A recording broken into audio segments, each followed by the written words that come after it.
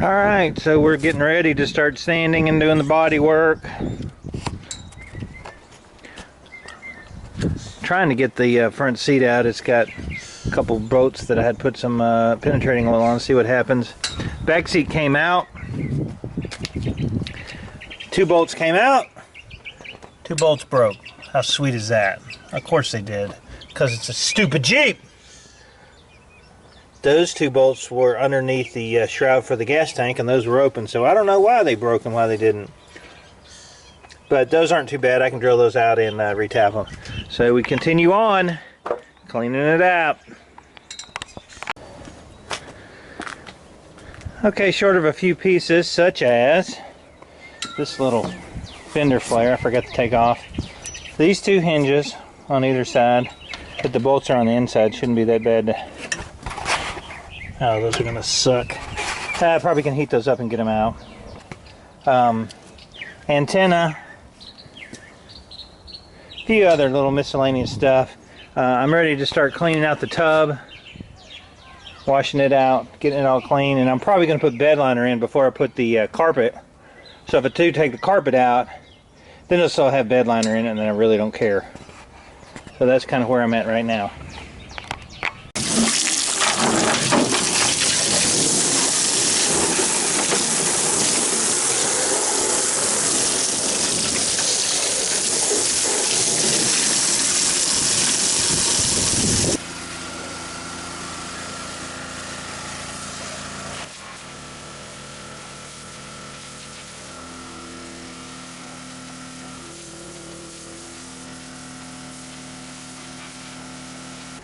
Okay, I'm continuing to take off little bitty pieces and stuff.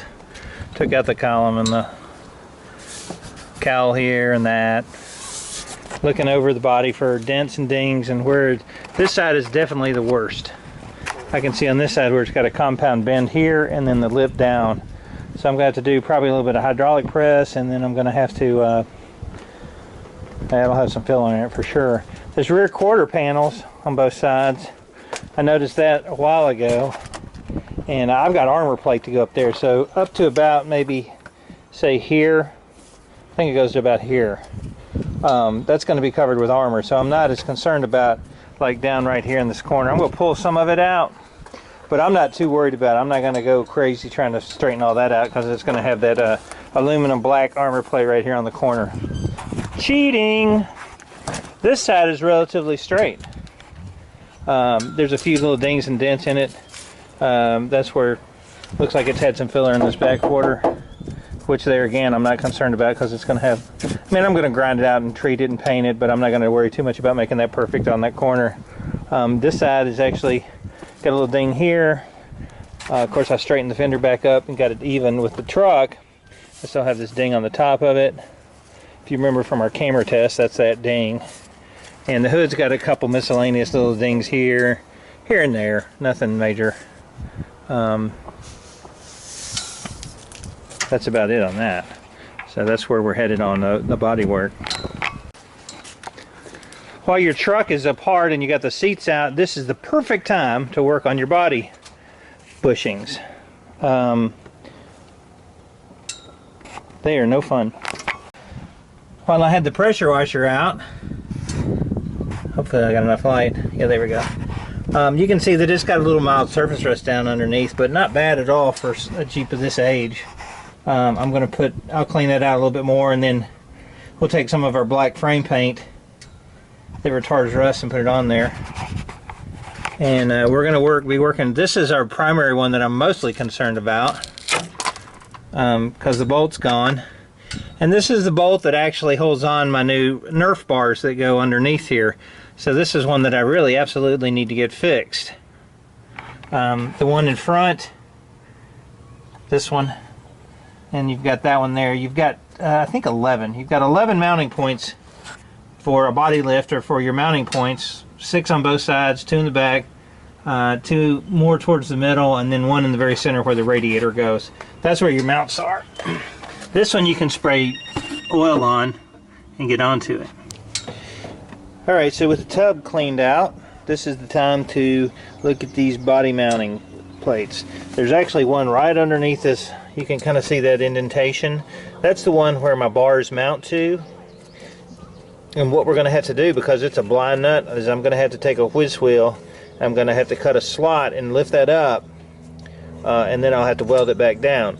But you can tell from using the pressure washer, I got rid of all the loose paint that, or most of the loose paint. There's a little few pieces. There's a couple bolts that we're going to have to drill out for the rear seat. And but it looks good. So I'm going to cut me a slot here and see if we can get to the bottom of that bolt. Okay, so that's the urethane new body mounts. Those are the ones that are going to be installing. Much better shape than the old ones that are all jacked up. And like I said, I didn't want to go with a 1-inch lift. I just went with the standard urethane mounts, and that actually slides over. That's the part that's messed up. Right there, they just kind of slide together. So let me cut a slot right here and see if we can see where the top of that bolt is, because they're broken off on both sides. Randy's here! Yay. Oh, he rode his bicycle again. What is wrong with his brain? Yeah, I got a flat tire. I have a flat tire now since my last visit here. You might have run over something. Yeah. But you never know. You signed that release waiver when we started filming. It's not in your contract, sir. I don't remember that from the Redneck Garage. Do you remember the rider? It said not responsible for... Yeah, that's right. I never did anything like that. I just signed it. Oh, okay. So now I'm taking the seatbelt off so I can get to that hole to fix the frame. Dang it. How was your day, Randy? It's been good. Good. Yeah. Yeah, he's on his bicycle, so he couldn't have been that busy. There's the body mounting bolt once I opened it up. And I can't imagine why it would be breaking off when I tried to remove it. When it's enclosed like that, there's not much you can do. I'm going to clean that out real quick. Look at that. Nice. That's what happens when you don't wear gloves. A little blood never hurt anybody. Randy stole this bike from some Korean kid, so we're going to cut the lock off of it. So if the police stop him, they won't know that he took it from Wang Chong Linggong, whatever his name is. Some young guy. Yeah, some young guy. Chris in the Jeep with a little blood. How cool is that? Alright, so I've got it opened up and I cleaned out the hole, and you can see where the bolt comes up through. I'm going to have to heat it up, and I don't know, I may have to drill it. Who knows at this point? I may just cut it off and drill it out. I don't see there's any chance that that's going to loosen up out of there, but we'll see. Working on it. Same with the other side. Got that one cleaned out. You can see where that hole is. It's just a place to catch a bunch of crap, and then it starts rusting. So yeah, it makes sense why those bolts rust out like they do. Alright, so Randy and I decided to have a beer because we're just being lazy now at this point. The sun's about to go down. Man, it's been a beautiful day here in Nashville. Red Stripe and a Michelob Ultra for women all over the world. Yeah. Beer time! Got a lot done on the Jeep today. It's pretty much stripped down, working on the bolts. So that's where I'm at. Cutting his finger. Yeah. Man, that is a gnarly bolt. It is rusted up. We're going to spray some Croil on it. See what happens. Oh my gosh. Houston, we've had a problem. Houston, say again. We've had a problem. We're venting something out into space.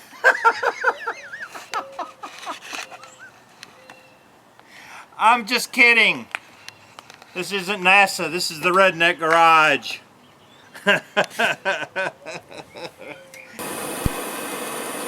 I'm just letting the torch heat the crap out of that bolt. And then I'm going to put some more penetrating oil on it. I did get one of these drilled out and tapped out. Got the headlights removed. Got the trim piece removed. Got the antenna off. We're about ready to start doing some sanding.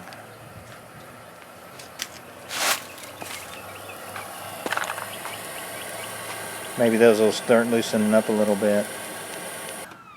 So while we're working on getting those two bolts out that are broken off, if you look at this hole that I drilled, it's going to correspond with this bolt right here, this bolt right here. And I'm going to shoot it up on the top with some penetrating oil, and I'm also going to shoot up, I don't know if you can see it, but there's the other bolt is right above there. So I'm going to lube those up real well, this one and this one, from the top side, to see if I can get those out without breaking the bolt off. Hopefully they're not as bad as the other one. I know this one isn't because I can see the threads. The one in the front, I can see the threads on it, and it's not as bad. So I'm going to shoot those up with Croil, and we're going to let those sit there on it and see if that loosens them up. Okay, so that's day one of paint prep. Well, a lot of the time when you're doing painting, you find that it doesn't have anything to do with painting at all. Some of it is just cleaning up, taking seats out, working with broken bolts like in the back seat. The next day that we attack the Jeep, as far as work goes, we're going to start doing some sanding and identifying low spots, high spots, dented places, and then we'll start creating a plan of attack, the best way to do the body work on the Jeep. At the same time, I'm still working on these body bolts, getting them out, getting the rubber parts out, and getting the holes cleared out. We're going to let that penetrating oil sit on there, go from there. David from Redneck Garage, keep turning some wrenches!